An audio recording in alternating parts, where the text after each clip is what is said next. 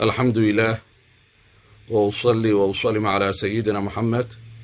وعلى آله وصحبه وسلم أجمعين. رب اشرح لي صدري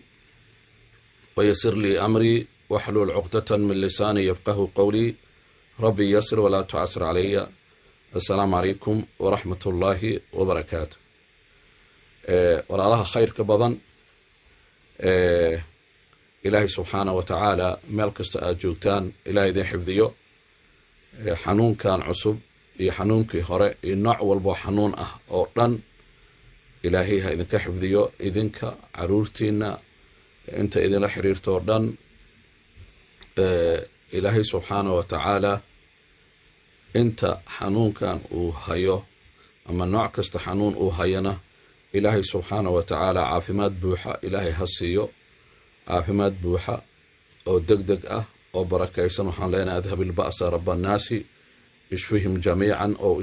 ishfina jamiican shifaa'an kaamilan caajilan mubaarakan allahuma aamiin. intaas kadib maanta waxaan ku ballansanayn oo facebook aan soo geliyey duco inaan baranno.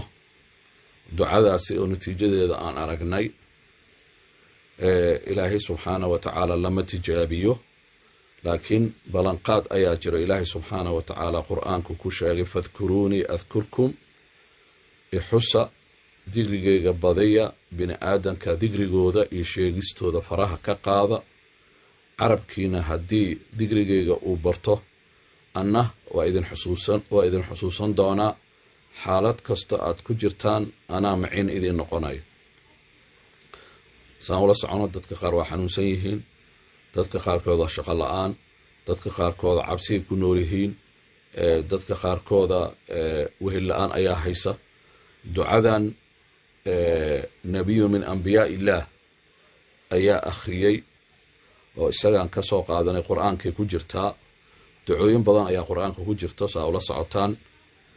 nebigan marka waxaa soo food saartay waa nebi muuse calayhi salaam. markii uu isku dayey nin maskiin ah oo la dulmayo in ninkii dhaalimka ahaa uu ka celiyo. celintii uu ka celinaya ninkii dhaalimka ahaa ayaa meesha ku dhintay. markuu dhintay kadib magaaladii oo fircoon uu ka talinayay waxay markaasi qofkii madluumka ahaa ee la kaalmeynaya ma fiirin, waxay beegsadeen nebi muuse. markaas ay amreen in lasoo qabto oo la dilo. nebi muuse markaasi wuu soo cararay magaaladii uu ka soo cararay wadankii uu ka soo cararay waddanka masar uu ahaa. waddankaasi ayuu ka soo tegey. marka ka soo qaad waddankaagaad ka soo carartay adoo naftaada u baqanayo. marka socod dheer ayaa wuxuu ku soo gaaray dhulkan shaam. marka dhulkan shaam la yiraahdo waa dhulkan oo Syria iyo Lubnaan iyo Falastiin dhulkaas waaye oo socodku soo gaaray. isagoo markaasi aad u daalan ayaa ilaahay subxaana wa tacaala wuxuu waafajiyey 4 dhibaato haysatay, 5 dhibaato. 5taasaa meeshaan ku soo qoray. qofkii 5taas dhibaato haysato ducadan akhrista ilaahay subxaana wa tacaala 5 dhibaato markiiba waa ka qaadaya. waana caddaynteeda iyo daliilkeedana waxay ku jirtaa suuratu lqasas, suuradda la yiraahdo. haddaa rabtaan aad dib u fiirisaan, laakiin qisadan soo koobaayaa anoo ducada ula dan leh inaan idiin baro. ducadaasi waa ku celcelinaynaa, meeshaasaan ku joojinaynaa hadduu ilaahay yiraahdo darsigeenna oo noqon doono darsi kooban. walaashay waxay codsatay inaan dheereeyo oo isku dayi doonaa, laakiin ma dhaafsin karo maanta 20 daqiiqo hadduu ilaahay yiraahdo, ugu badnaan 25 daqiiqo. waxaa dhacday marka nebi muuse waddankiisa uu ka soo cararay. 2 waa la daba taagnaa. 3 dil ay ku xukumeen isagoo qof dhaalim ah, qof madluum ah ka celinayo oo xaqa u dagaalamayo. dhibkaas iyo meeshaas fogeed uu ka soo tegay ayaa waxaa qabatay gaajo, oon wehel la'aan cid u haysta ma lahan qariibnimo waddan uu ku cusub yahay oo cidna uusan ka aqoonin ayaa meeluu ku dhacay meel ceel ah agtiisa uu ku dhacay meesha ceelkii ayaa wuxuu arkay wax cajiib badan wuxuu arkay dad isagana oona hayay ceelkii inuu biyo ka soo cabuur rabay laakiin wuxuu arkay dad fara badan oo ku xunsan ceelkii oo rabaan ceelkaasi in xoolahooda ay markaas biyo u dhaamiyaan iyagana biyo ay dhaansadaan dadkaas faraha badan oo ku xunsan oo ku wareegsanaa ceelkii oo ku mashquulsanaa oo isgarbeynayay waxaa bannaanka ka taagnaa 2 gabdhood oo xishoonayo oo arigooda kala celcelinayo waxay ka celcelinayaan arigii ceelkii sababtoo ah ma rabaan dadkaas inay dhex galaan dhowrsanaantooda waxay tustay waadna ogtihiin waa diinta islaamka waxay qabtaa iyo diimihii hore oo dhan in ragga ee haweenka isku dhex khaldamin oo ay kala socnaadaan marka nebi muuse markuu arkay 2 gabdhood oo meesha xoolaha celcelinayo xoolahooda ariga ee wateen wuu u tegey marka isagoo raba inuu kaalmeeyo uuna raba inuu u kaalmeeyo ilaahay dartiisa wuxuu yidhi mar horaad timaadeene dadku waa imaanayaan waana baxayaan waana imaanayaan waa biyihii dhaansanayaan waa baxayaan idinka maxaa u geli weyseen mar horaad timaadeen markaase waxay yidhaahdeen dadkaas oo wada rag ah inaan dhex galno ma rabno diintaan noo diidayso marka waxaan sugaynaa ilaa ay ka dhammaanayaan markaasaa wuxuu yidhi ilaa ay ka dhammaanayaan waqti dheer ay idinku qaadanaysaa marba ragaa imaanayo oo xoolahooda wata oo raba inay dhaansadaan iyo biyahooda noloshooda ay u dhaansanayaan marka wuxuu yidhi anaa idin kaalmeynaya meeshiina jooga markaas wuxuu sameeyey maaragta wuu kaalmeeyey biyihii xoolaha la siin lahaa ay cabi lahaayeen uu u soo dhaamiyey markii xoolihii ay wada dhargeen oo dhammaantooda markaasi ay wada nasteen markaasay xoolihii ay kaxeeyeen way ku mahad celiyeen way baxeen markay baxeen marka isaga marka wuxuu aaday geed hoostiisa uu fariistay geed har leh hooskiisuu fariistay ducadan maanta idiin baray marka uu akhristay ducadaasi waa duca cajiib badan waaye qiso kalena waa idin dhex gelinayaa gabar oo ducadan akhrisatay 500 oo jeer salaada casr kadib iyo waxay rabtay inay markiiba heshay laakiin nebi muuse aan dhammaystiro markuu meesha fariistaa wuxuu yidhi rabbiyow innii fiiri soo u xadidayo marka hore ilaahay keliya wax weydiistay rabbii aa meesha ku jirto rabbi innii waa aniga waay intaasoo dhib safar dheer waddanka lu ka yimid waddankan qariib uu ku yahay waa ooman yahay hadda hadduu biyo cabay waa gaajaysan yahay wehel ma haysto cid ma haysto hoy ma haysto shaqo ma haysto cabsiyaa ku jirto fiiri hadalku dhahay marka rabbiyow waa intaasoo intana laga rabaa anaga innii waa aniga ilaahu la hadlaya limaa wax walbo anzalta ilay wax walbood isiiso min khayrin oo khayr ah shar ma ahan min khayrin oo khayr ah maxaa khayrka ah raashin inaa isiiso maxaa khayr ah hoy guri aan dog inaa isiiso maxaa khayr ah shaqo inaa isiiso maxaa khayr ah in leega ogolaado dadkan cusub ay isoo dhoweeyaan maxaa khayr ah nin dhalinyaro markaas nebina weli ma noqon nin dhalinyaro oo xoogganaan ahay oo xaas u baahan xaasna inaad isiiso maxaa kaloo rabtaa oo khayr ah nabad inaan helo oan ka nabad galo dadkaasi rabeen nafteeda inay khatar geliyaan innii limaa wax walbo anzalta ilay aad ii soo dejiso aad isiiso min khayrin oo khayr ah faqiirun adiga keliyaad kaaga baahna ducada waa tawxiid waay weligaa cid waxa weydiisan meeshuu fadhiista gacmuhu kor u taagay rab innii ilahu tuugaya lima anzalta ilay waxaad ii soo dejiso waxaad i siiso min khayrin nooc kastoo khayr ah khayr adduun ah muxuu weydiisanayaa nabad muxuu weydiisanayaa hoy muxuu weydiisanayaa dadka inay ogolaadaan ay soo dhoweeyaan muxuu weydiisanayaa xaas nin dhallinyaro ah muxuu weydiisanayaa wuxuu cuno wuxuu cabo wuxuu ku noolaado rab innii lima anzalta ilay min khayrin faqiir iftiqaar ila allah tawxiidkay ka mid tahay in ilaahay aad tusto isaga keliya aad u baahan tahay oo bini aadan aadan u baahnayn gabadha had su-aal weydiinaysa wax walba waxay ku jiraan biyadi illaah lilaahi mulku samaawaati walard isagaa wax walba leh yaa kaloo wax weydiisanaysaa ilahay muxuu kaa rabaa marka culammada halkan waxay ka qaateen 5 arrimood 5 xaaladood ay dheheen xaaladda koowaad keligaa adoo ah ilaahay wax weydiiso ikhlaasnimada halkaa ka soo baxayso xaaladda labaad adoo xalaal quuto ah wax weydiiso ka ilaali jirkaaga inaad xaaraam geliso sababta rasuulka calaih salaam ninkii ducadiisa raba in la aqbalo wuxuu dhahay wanaaji oo wax xalaala cun oo cab xaaladda saddexaad maxaa waaye adducaa ilaahay subxaanahu wa tacaala adoo keligaa ah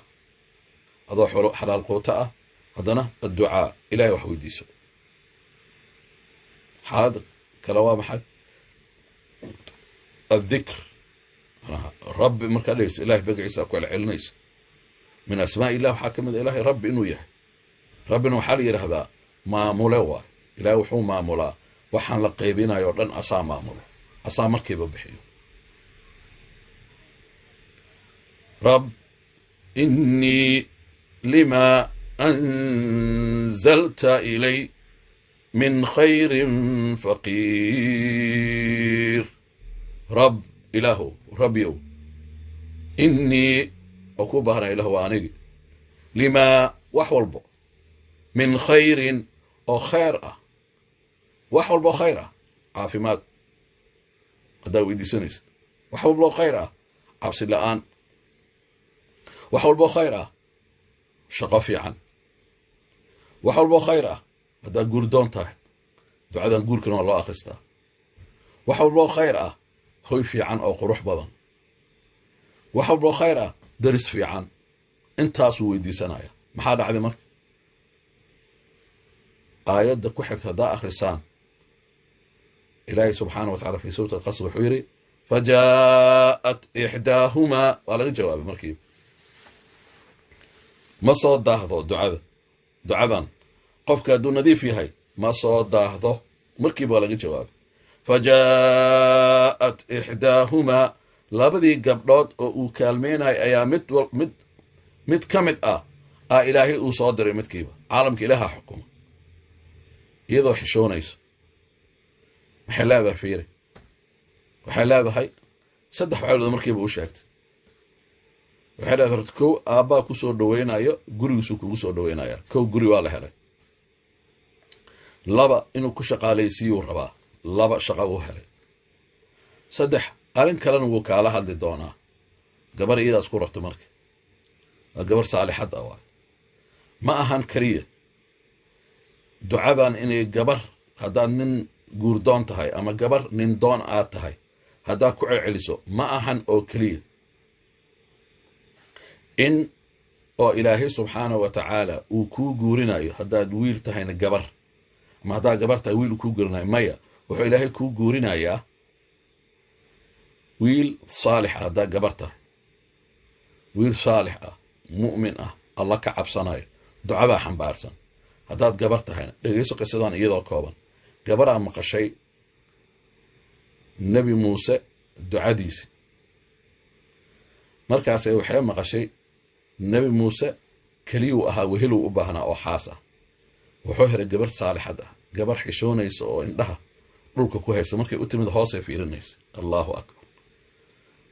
intaas keliya maahee gabadhi si xishood badanay u hadlaysa hadalkeeda xishood u ahaa indhaheeda hoosay fiirinaysa markaas kadib nebi muuse wuu ka ogolaaday wuxuu yidhi okay aabbo maaragtay codsigiisaan oofinaya waa ku raacaya marka wuxuu dhahay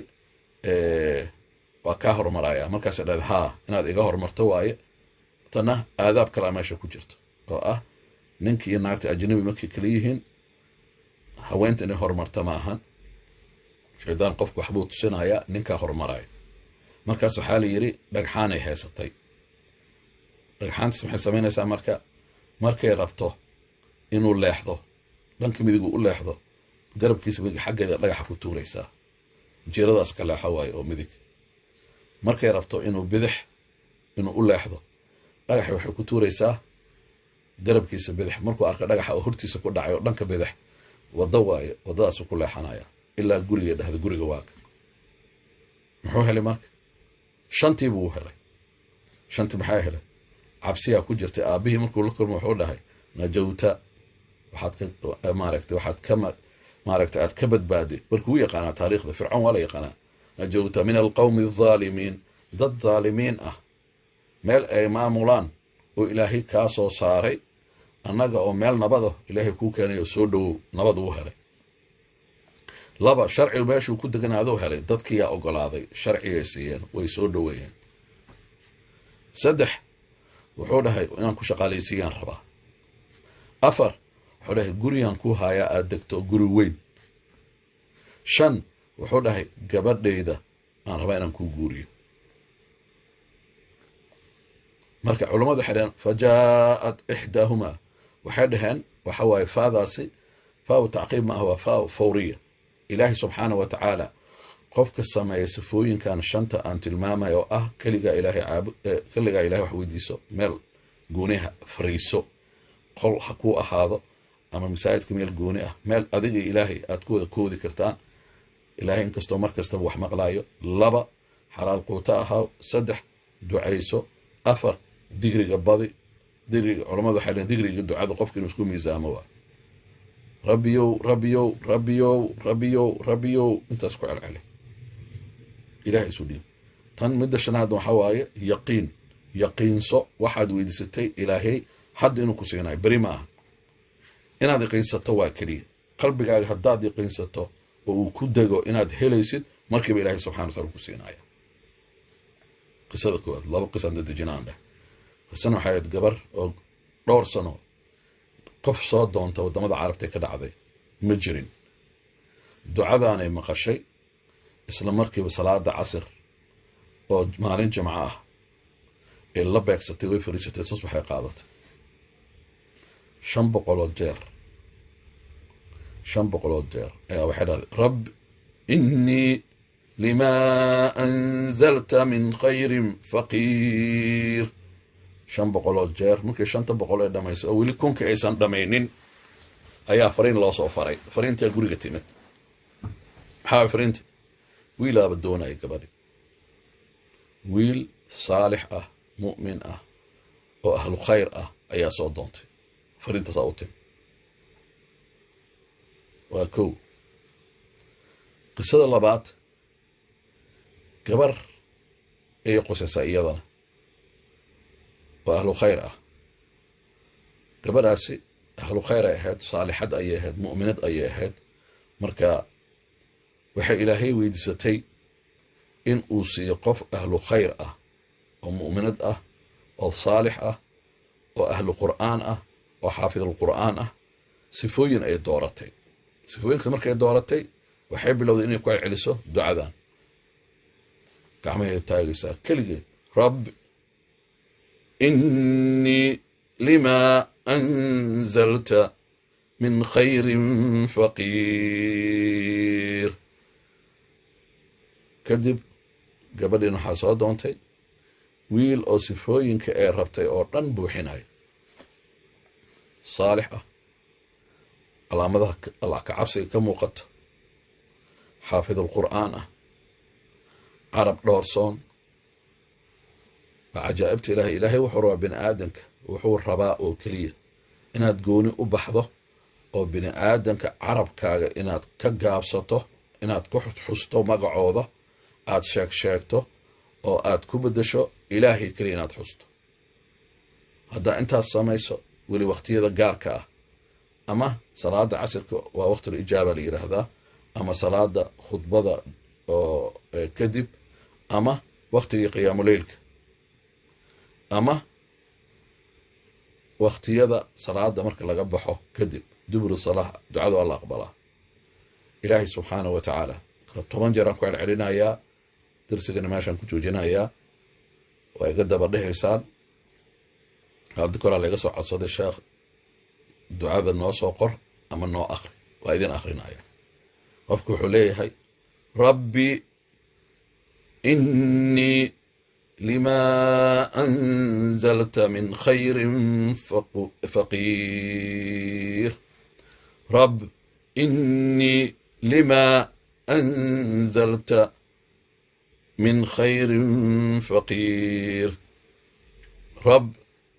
إني لما أنزلت من خير فقير.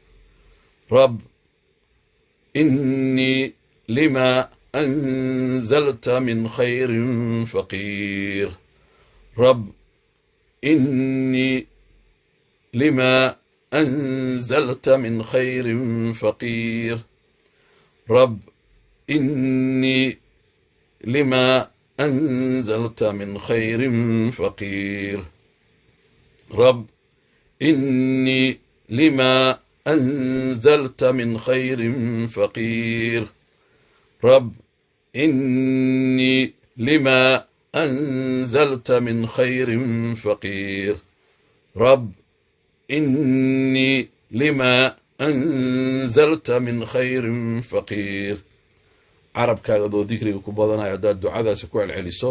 tira caymin lama sheegin. qur-aanka wuxuu leeya ya ayuha aladiina aamanuu dkuru llaha dikran kathiira. qur-aankana waa dikri. ku celceliya ilaahay subxaana wa tacala dikrigiisa in badan. marka gabadhii 500 markay dhammaysay kadib ay heshay waxay rabto, laakiin culummada waxay dhaheen ha joojin ilaa aad ka helaysid jawaabta. ha joojin ilaa jawaabta aad ka helaysid. wax walboo khayra ku weydiisanaysaa ducadan. u niyeyso wax walboo khayr aad rabto. intaas kuma xadidna. sababtaa min khayrin halka culimadu waxay dhaheen min kulli khayrin waaye. wax walbaa ku weydiisanaysaa. iyo waxaad muujisay ilaahay keli inaad u baahantahay. ilahay saasuu jecel yahay. xor ka noqo bini aadanka. cid waxaa weydiisan. ilaahay isu dhiib keligaa adoo ah. waxaad arkaysaa natiijada oo deg deg ah. wasalaamu calaykum waraxmat ullaahi wabarakaatu.